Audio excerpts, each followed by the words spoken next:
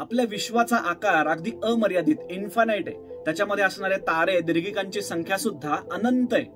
मग रात्रीच्या आकाशामध्ये आपण जिथे सुद्धा नजर टाकू, खरं तर तिथे एखादा तारा असायला हवा. म्हणजे रात्रीचं आकाश सुद्धा ताऱ्यांनी प्रचंड उजळून प्रकाशमान झालेलं दिसायला हवं. पण प्रत्यक्षात तसं दिसत नाही. मग याचा अर्थ असा समजायचा का की विश्वाचा आकार मर्यादित असून त्यामध्ये असणारे तारे दीर्घिकांची संख्या सुद्धा मर्यादितच आहे? हा आहे ऑल्बरचा विरोधाभास. 1823 मध्ये हेनरिच ऑल्बर्स या शास्त्रज्ञांनी हा प्रश्न उपस्थित केला आणि त्याच्यावरून त्याला ऑल्बर्स पॅराडॉक्स असं नाव पडलं गेलं. अर्थात इतिहासामध्ये हा प्रश्न अनेक वेळेला इतर लोकांनी सुद्धा विचारलेला आहे. याच विरोधाभासाला डार्क नाईट पॅराडॉक्स असंही म्हणतात. शहरामध्ये लाईट पोल्युशनमुळे आपल्याला रात्रीच्या आकाशात फारसे तारे दिसत नाहीत, पण आपण शहरापासून लांब काळोख्या ठिकाणी गेलो तर रात्रीच्या आकाशात आपल्याला भरपूर तारे दिसतात आणि त्यासोबत अनेक धुसर अस्पष्ट गोष्टी सुद्धा दिसतात. अर्थात त्या अस्पष्ट गोष्टींपैकी काही असतात नेब्युले म्हणजे तेजोमेघ, काही असतात तारकापुंज किंवा स्टार क्लस्टर्स. 1924 मध्ये एडविन हबल या शास्त्रज्ञांनी एक शोध लावला. त्यांनी दाखवलं की ह्या अस्पष्ट दिसणाऱ्या गोष्टींपैकी काही गोष्टी अशा आहेत की ज्या आपल्या आकाशगंगेसारख्या, आपल्या मिल्की वे गॅलेक्सी सारख्या ताऱ्यांनी खचाखच भरलेल्या प्रचंड आकाराच्या दूरवर अंतरावरती असणाऱ्या दीर्घिका आहेत. 1929 मध्ये ह्याच एडविन हबलनी अजून एक महत्वाचा शोध लावला. त्यांनी शोधून काढलं की विश्व प्रसरण पावतंय. सगळ्या दीर्घिका एकमेकांपासून लांब जात आहेत. आणि एवढंच नाही तर ह्या दीर्घिकांचा लांब जाण्याचा वेग अवलंबून आहे त्या दोन दीर्घिकांमध्ये असणाऱ्या अंतरावरती.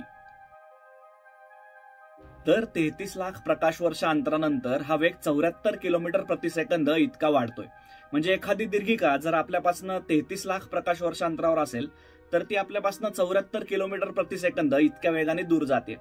पण एखादी दीर्घिका जर 66 लाख प्रकाश वर्ष अंतरावर असेल तर ती आपल्यापासून 148 किलोमीटर प्रति सेकंद ह्या वेगाने दूर जाते. जरी आपल्या विश्वाचा आकार अमर्यादित असला तरी त्याचं वय मात्र मर्यादित आहे. भूतकाळामध्ये 13.8 अब्ज वर्षांपूर्वी महास्फोटातून विश्वाची निर्मिती झाली. त्याचबरोबर आपल्याला हेही माहिती आहे की प्रकाशाचा वेग जो की 3 लाख किलोमीटर प्रति सेकंद आहे तो मर्यादित आहे. म्हणजे उदाहरणार्थ आपण जर आज भरत किंवा बिटलजूस ताऱ्याचं निरीक्षण करत असू तर आज आपण जे बघतोय ते खरं तर 500 वर्षांपूर्वीचं चित्र बघतोय. कारण भरत हा तारा आपल्यापासून सुमारे 500 प्रकाश वर्ष अंतरावरती आहे. विश्वाचं मर्यादित वय आणि प्रकाशाचा मर्यादित वेग लक्षात घेतला तर आपण पृथ्वीवरून बघू शकू असा विश्वाचा जो भाग आहे तो खरं तर मर्यादित आहे. मग विश्व जरी अमर्यादित असलं तरी आपण जे विश्वाचा भाग बघू शकतो तो एक मर्यादित गोल किंवा एक स्फिअर आहे ज्याला आपण ऑब्झर्वेबल युनिव्हर्स असं म्हणतो. आणि ह्यामध्येच या विरोधाभासाचं उत्तर दडलेलं आहे. ऑब्झर्वेबल युनिव्हर्सच्या पलीकडे असणारे तारे दीर्घिकांपासून निघालेला प्रकाश आपल्यापर्यंत अजून पोहोचलाच नाहीये.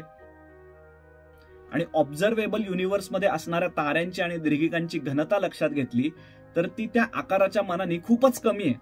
म्हणजे उदाहरणार्थ आपल्या आकाशगंगेमध्ये सुमारे 200 ते 400 अब्ज इतके तारे. पण तुम्ही जर कोणत्याही दोन ताऱ्यांचं ऍव्हरेज डिस्टन्स एकमेकांपासून असलेलं अंतर लक्षात घेतलं तर ते आहे 5 प्रकाश वर्ष, की जे खूप जास्ती आहे. इतकंच नाही तर दीर्घिकांचेही समूह असतात. आपली आकाशगंगा ज्या समूहाचा भाग आहे त्याला म्हणतात लोकल ग्रुप.